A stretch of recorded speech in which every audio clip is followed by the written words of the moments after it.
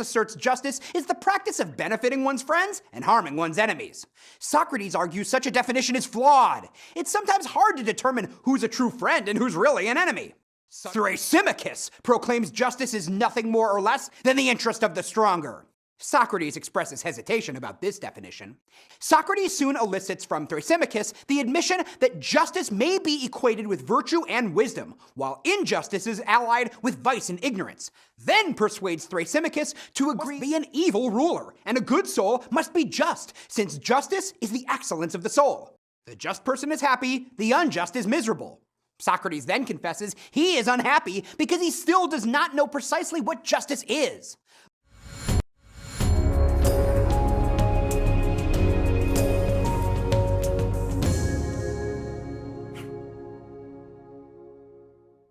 In Book 2 of the Republic, Glaucon discourses on justice as a mean or compromise, whereby men agree laws must intervene in order to prevent the excessive doing or suffering of evil. Those who practice justice do so involuntarily, conforming to just behavior only because they don't want to risk punishment for injustice. He illustrates this with the story of Gyges, who found a ring that could make him invisible. With this ring, he seduced the queen, killed the king, and took over the kingdom.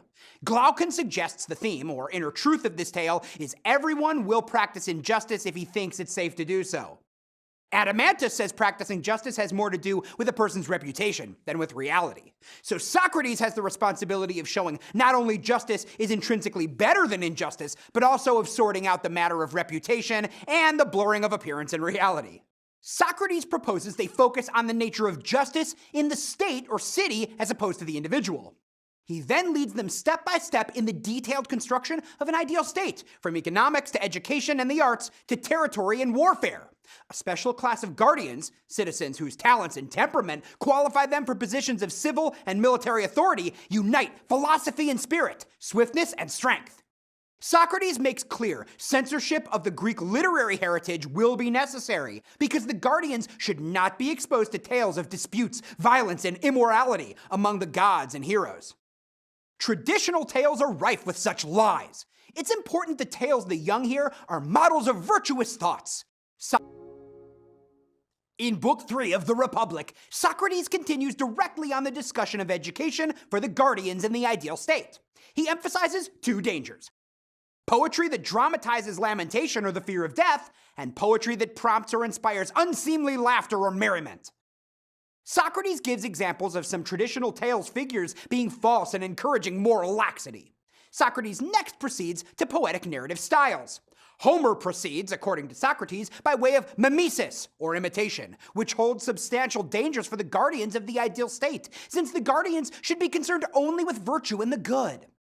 Finally, Socrates urges his listeners to challenge and test the guardians regularly.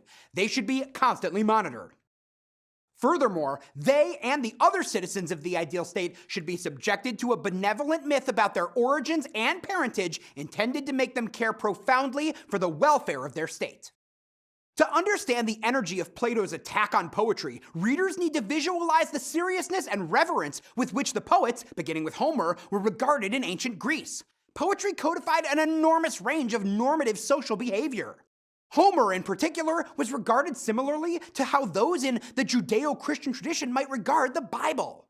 The group should seek to discover the nature of justice first in the ideal state, and only then in the individual. He argues because the